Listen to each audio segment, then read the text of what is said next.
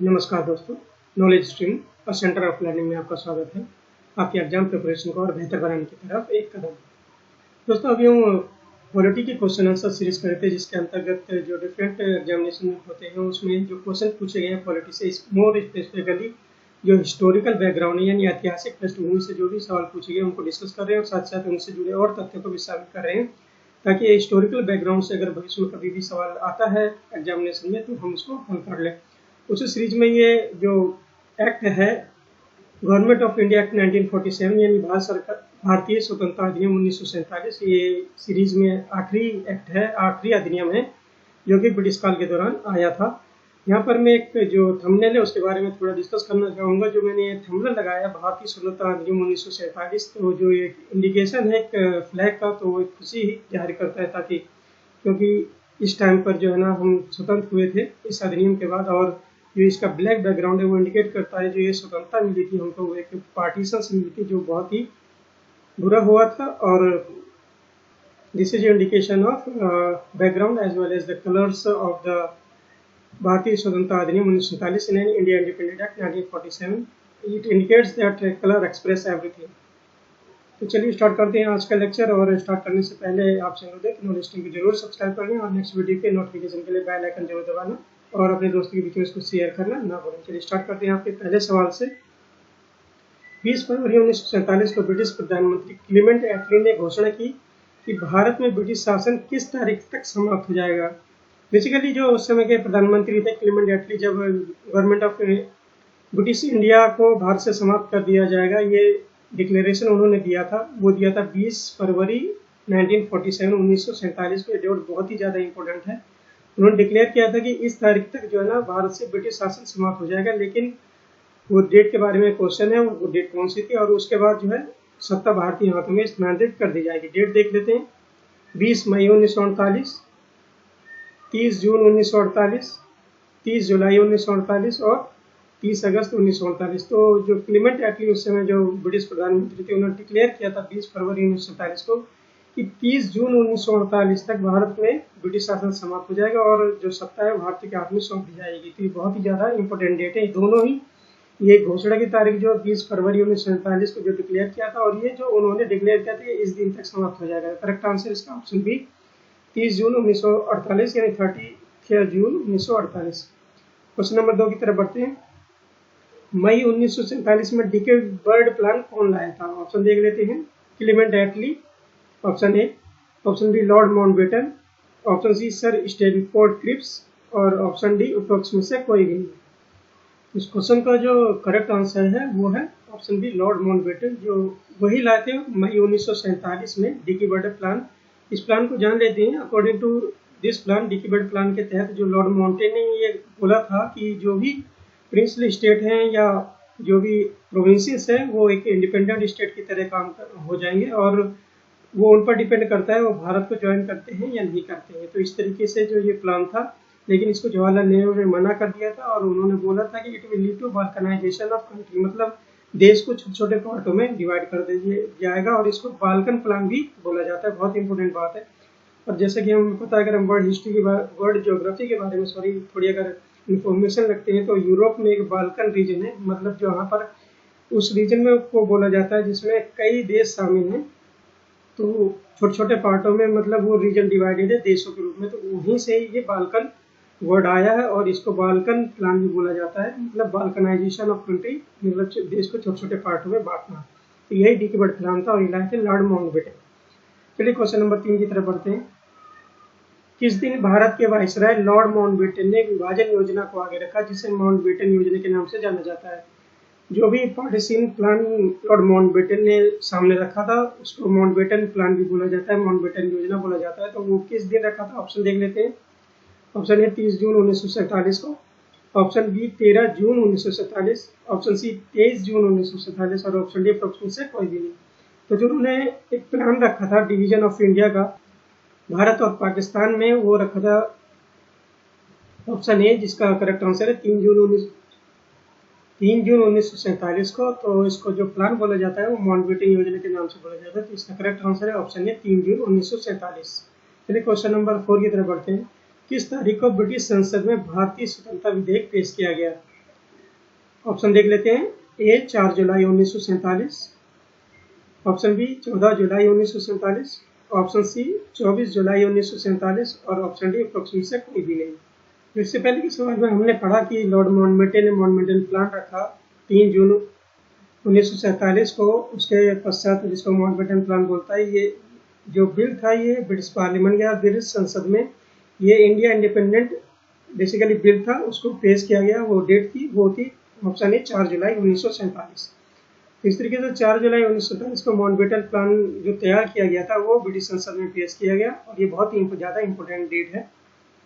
Question number 5 की तरफ बढ़ते हैं। किस तारीख को भारतीय स्वतंत्रता विधेयक को सही मंजूरी मिली? मतलब वहाँ पर जो मोनार्क है, जब फाइनल, जैसे हमारे यहाँ राष्ट्रपति अगर किसी बिल में दस्तखत करता है तो वो एक्ट बनता है, इसी तरीके से जो ब्रिटिश पार्लियामेंट है उसमें जो दोनों सदनों से, लोअर हाउस और अपर हाउस से पास होकर जो बिल जाता है वो अगर क्राउन उस पर सिग्नेचर करता है तभी बिल वो एक्ट बनता है। उसी तरीके से ये क्वेश्चन है कि उसको कब रॉयल एसेंट मिली यानी शाही मंजूरी मिली जो इंडिया इंडिपेंडेंट एक्ट 1947। ऑप्शन देख लेते हैं। ए 8 जुलाई 1947 को, बी 18 जुलाई 1947 को, सी 28 जुलाई 1947 को, डी अप्रोक्सीमेट से कोई भी नहीं। इंडिया इंडिपेंडेंट एक्ट 1947 का जो रॉयल असेंट मिली है, शाही मंजूरी मिली, वो मिली 18 जुलाई 1947 को। इसका करेक्ट आंसर है ऑप्शन बी 18 जुलाई 1947। क्वेश्चन नंबर 6 की तरफ बढ़ते हैं। 1927 के भारतीय स्वतंत्रता अधिनियम की सही विशेषता चुनिए। स्टेटमेंट देख लेते हैं। इसने भारत में ब्रिटिश शासन को समाप्त कर दिया और 15 अगस्त 1947 से भारत को एक स्वतंत्र और संप्रभु राज्य घोषित किया। स्टेटमेंट 2, इसमें भारत के विभाजन और ब्रिटिश राष्ट्रमंडल से अलग होने के अधिकार के साथ भारत और पाकिस्तान को दो स्वतंत्र प्रभुत्व निर्माण का प्रावधान था। ऑप्शन देख लेते हैं। केवल एक स्टेटमेंट सही है, ऑप्शन बी केवल 2 स्टेटमेंट सही है, ऑप्शन सी 1 और 2 दोनों ही सही है और ऑप्शन डी अप्रोक्सीमेट से कोई भी नहीं। तो जो गवर्नमेंट इंडिया इंडिपेंडेंट एक्ट 1947 आया, भारतीय स्वतंत्रता अधिनियम 1947 आया था, उसने ब्रिटिश शासन को भारत से समाप्त कर दिया, जैसे कि सब जानते हैं। और 15 अगस्त 1947 से भारत एक इंडिपेंडेंट और सोवरेन स्टेट घोषित किया गया, यानी स्वतंत्र और संप्रभु राज्य। तो पहला स्टेटमेंट तो ठीक है। इसमें जो, जैसा मैंने सबसे पहले थंबनेल में डिस्कस किया था, ये जो इंडिपेंडेंट हमको मिली है वो डिवीजन के साथ मिली है। तो इसमें जो भारत के विभाजन का प्रावधान था और ये भी प्रावधान था कि जो ब्रिटिश कॉमनवेल्थ था उससे भारत को अलग होने का अधिकार था, वो कभी भी हो सकता था। और भारत और पाकिस्तान 2 डोमिनेंट स्टेट के रूप में इसमें प्रावधान था, वो उभर के आएंगे। तो भारत और पाकिस्तान 2 सोवरेन स्टेट बन के आए। जैसा कि हम जानते हैं, पाकिस्तान एक दिन पहले यानी 14 अगस्त 1947 को और भारत 15 अगस्त 1947 को, ठीक है, दोनों ही स्टेट बने इसके, ठीक है। इसका ऑप्शन है option C is a correct answer. चलिए क्वेश्चन नंबर 7 की तरफ बढ़ते हैं। किस तारीख को भारत की संविधान सभा ने राष्ट्रमंडल में भारत की सदस्यता की पुष्टि की? ऑप्शन देख लेते हैं।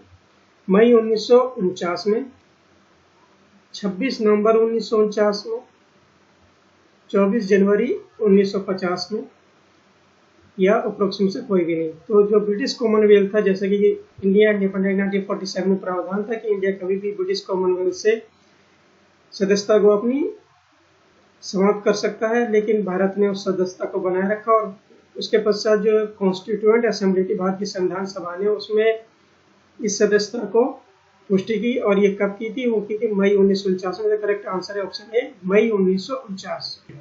यहाँ पर जो ब्रिटिश कॉमनवेल्थ है उसके बारे में थोड़ी इन्फॉर्मेशन जान लेते हैं कि जो ब्रिटिश कॉमनवेल्थ है इसको रिप्रेजेंट कंडीशन में बात करें तो उसमें 54 मेंबर कंट्री है। बेसिकली ये ब्रिटिश कॉमनवेल्थ एक टर्म है और वो बेसिकली उन देशों का समूह है जहाँ पर ब्रिटेन का कॉलोनी थी या ब्रिटेन उसको शासन करता था, तो उन्हीं के जो समूह है उसको ब्रिटिश कॉमनवेल्थ के नाम से जाना जाता है। तो प्रेजेंट कंडीशन में 54 मेंबर कंट्रीज हैं। ऑफिशियली जब ये बना था इसका नाम था ब्रिटिश कॉमनवेल्थ ऑफ नेशन और ये बालफोर डिक्लेरेशन, बहुत इंपॉर्टेंट डिक्लेरेशन है, बालफोर डिक्लेरेशन हुआ था 1926 में। उसके तहत इसका गठन किया था। कौन सा declaration? Balfour, BALFOR, Balfour declaration 1926 में हुआ था।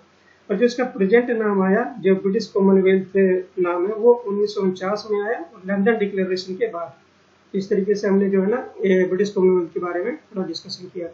चलिए क्वेश्चन नंबर 8 की तरफ बढ़ते हैं। भारतीय स्वतंत्रता अधिनियम 1947 ने भारत के लिए सेक्रेटरी ऑफ स्टेट का पद समाप्त कर दिया और अपने कार्य को किसके पास स्थानांतरित कर दिया। यानी जब ये इंडिया इंडिपेंडेंट एक्ट 1947 है तो जो एक पोस्ट थी जो गवर्नमेंट ऑफ इंडिया एक्ट 1958 में सबसे पहले आई थी, secretary to the government of state of India, Bharat सरकार के लिए राज्य सचिव, तो पद समाप्त कर दिया गवर्नमेंट ऑफ इंडिया एक्ट 1947 ने। और उसके जो फंक्शंस थे वो किसको ट्रांसफर किए, ये क्वेश्चन है। ऑप्शन देख लेते हैं। राष्ट्रमंडल मामलों के राज्य सचिव, स्वतंत्र प्रभार के प्रथम गवर्नर जनरल, ब्रिटिश क्राउन, या उसमें से कोई भी नहीं। तो जो फंक्शंस ट्रांसफर किए थे वो राष्ट्रमंडल मामलों के राज्य सचिव थे, तो उनको ये फंक्शन ट्रांसफर किए। मतलब जो कॉमनवेल्थ नेशन थे उनके जो स्टेट सेक्रेटरी थे उनके। तो ये करेक्ट आंसर है उसका ऑप्शन ए, राष्ट्रमंडल मामलों के राज्य सचिव यानी state secretary of the Commonwealth nation. चलिए क्वेश्चन नंबर 9 की तरफ बढ़ते हैं। भारत स्वतंत्रता अधिनियम 1947 के बारे में सही कथन सुनना है। बंगाल और पंजाब की विधानसभाओं ने विभाजन के लिए मतदान किया। तदनुसार धार्मिक पट्टी के साथ इन दोनों प्रांतों का विभाजन करने का निर्णय लिया गया। स्टेटमेंट तो देख लेते हैं। सिंध की विधानसभा ने पाकिस्तान के साथ जाने का फैसला किया। नॉर्थ वेस्ट फ्रंटियर प्रोविंस, जिसको हम उत्तर पश्चिमी सीमा प्रांत बोलते हैं, में जनमत संग्रह कराया गया और फाइनली वो पाकिस्तान में शामिल हुआ। लेकिन वहां पर जो खान अब्दुल गफर खान है उन्होंने इसका बहिष्कार किया और जनमत संग्रह को खारिज कर दिया था।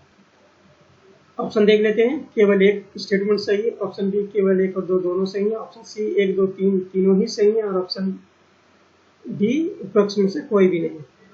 यहाँ जान लेते हैं कि जो बंगाल और पंजाब, जैसा कि हम जानते हैं कि जो पाकिस्तान बना उसमें जो आधा पार्ट बंगाल का और आधा पार्ट पंजाब का शामिल हुआ। तो ये दोनों, पहला स्टेटमेंट सही था और ये रिलीजियस लाइन पर यानी धार्मिक पट्टियों पर विभाजन हुआ था धर्म के नाम पर। दूसरा, सिंध ने पाकिस्तान के साथ जाने का फैसला किया, जो कि राइट है। नॉर्थ वेस्ट फ्रंटियर प्रोविंस ने भी में जनमत संग्रह यानी रेफरेंडम कराया गया था और उसने बाद में पाकिस्तान में शामिल होने का फैसला किया। वहां पर एक नेता थे खान अब्दुल गफर खान, जिन्हें फ्रंटियर गांधी के नाम से भी जाना जाता है। उनके बारे में थोड़ा जान लेते हैं। जो सिविल डिसओबीडियंस मूवमेंट हुआ था, जो कि 12 मार्च से 6 अप्रैल तक 1930 तक चला था, जिसे दांडी मार्च बोलते हैं, ये स्टार्टिंग था सिविल डिसओबीडियंस का। तो जो पेशावर में थे वहां पर वो लीड कर रहे थे सिविल डिसओबीडियंस को खान अब्दुल गफर खान। उन्हें बादशाह खान के नाम से भी जाना जाता है और फ्रंटियर गांधी के नाम से भी जाना जाता है। उन्होंने एक पुस्तक भी निकालते थे, वो मंथली पुख्तौन के नाम से, और जो उनका संघ था उसको खुदाई खिदमत कर या रेड शर्ट के नाम से उनके संघ को जाना जाता था। और वो भारतीय इंडिपेंडेंट के जो मुहिम थी उसमें नॉर्थ वेस्ट फ्रंटियर प्रोविंस से एक सबसे बड़े नेता के रूप में जाने जाते थे, वो उत्तर पश्चिमी सीमा प्रांत से। और उनके इन्हीं कंट्रीब्यूशन को देखते हुए भारतीय सरकार ने 1987 में 1987 में भारत रत्न से उनको सम्मानित किया गया था। तो ये खान अब्दुल गफर खान के बारे में कुछ बातें थी। तो इस क्वेश्चन का सही आंसर है ऑप्शन सी, 1, 2, 3 तीनों ही सही है। चलिए क्वेश्चन नंबर 10 की तरफ बढ़ते हैं। दोनों देशों के बीच अंतर्राष्ट्रीय सीमाओं को तय करने के लिए सीमा आयोग की स्थापना की गई। यानी भारत और पाकिस्तान के बीच चूंकि बंटवारा हुआ था, तो गवर्नमेंट इंडिया इंडिपेंडेंट एक्ट 1947 में दोनों की सीमाओं का बंटवारा किया गया और उसके लिए एक आयोग की स्थापना की गई थी। तो उस आयोग के प्रेसिडेंट का नाम के बारे में है। Option A Sir Henry Mortimer Durand, option B Sir Henry McMahon, option C sir Cyril Radcliffe, और ऑप्शन डी अप्रोक्स से कोई भी नहीं। तो जो ये एक बाउंड्री कमीशन यानी सीमा आयोग की स्थापना की थी उसके अध्यक्ष के बारे में क्वेश्चन है। तो जो भारत और पाकिस्तान की सीमाओं का निर्धारण करने के लिए इंडिया इंडिपेंडेंट एक्ट 1947 में एक कमेटी गठित की, जिसके जो अध्यक्ष थे वो सर सिरिल रेडक्लिफ। तो इसका करेक्ट आंसर है option C sir Cyril Radcliffe. तो सर सिरिल रेडक्लिफ की अध्यक्षता में एक सीमा आयोग यानी बाउंड्री कमीशन का गठन किया गया था और भारत और पाकिस्तान के बीच में उसने सीमा का निर्धारण किया था। तो इस तरीके से हमने ये सिरिल रेडक्लिफ किस बाउंड्री कमीशन से जुड़े थे ये जान लिया। अब हम जो ऑप्शन है सर हेनरी मार्टिमर डूरन और सर हेनरी मैकमोहन, इनके बारे में भी जान लेते हैं। जो ए ऑप्शन है सर हेनरी मार्टिमर डूरन, इनको अध्यक्ष बनाया गया था डूरन कमीशन का। बेसिकली जो बाउंड्री थी अफगानिस्तान और पाकिस्तान के बीच में उसके निर्धारण के लिए, और ये टाइम था 1893 का, और इसमें ये डूरन कमीशन भी सेटअप किया गया था। और ये उस समय किया गया था जब भारत के जो वायसराय थे लॉर्ड लैंसडाउन थे, जिनका कार्यकाल अवधि 1888 से 1894 ईस्वी के मध्य था।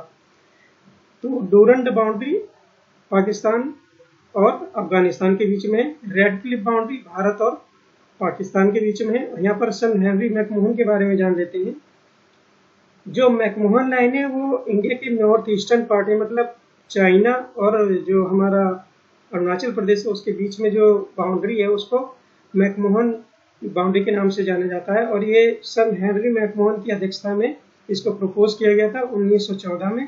शिमला कन्वेंशन हुआ था वहाँ पर, शिमला सम्मेलन, जिसमें तिब्बत और इंडिया, जो ब्रिटिश इंडिया थी उस समय, दोनों के बीच में सम्मेलन हुआ था 1914 में। और सर हेनरी मैकमोहन ने लाइन प्रपोज की थी, उसी के नाम पर ये हेनरी मैकमोहन लाइन के नाम से जाना जाता है। तो ये नॉर्थ ईस्टर्न रीजन है, तिब्बत और नॉर्थ ईस्टर्न रीजन, यानी इस समय चाइना और अरुणाचल प्रदेश के बीच में जो लाइन है तो उसको सर मैकमोहन लाइन के नाम से जाना जाता है। इस तरीके से दोस्तों आज हमने भारतीय स्वतंत्रता अधिनियम 1947 के बारे में पढ़ा और कुछ महत्वपूर्ण तथ्यों को जाना जो भी एग्जामिनेशन पॉइंट ऑफ व्यू से बहुत ही ज्यादा महत्वपूर्ण है। आपको ये लेक्चर कैसा लगा प्लीज कमेंट बॉक्स में जरूर बताइए। अगर अच्छा लगा तो लाइक बटन को प्रेस करना ना भूलें। जाते जाते नॉन स्टिंग को जरूर सब्सक्राइब कर लें। नॉन स्टिंग से जुड़ने के लिए धन्यवाद।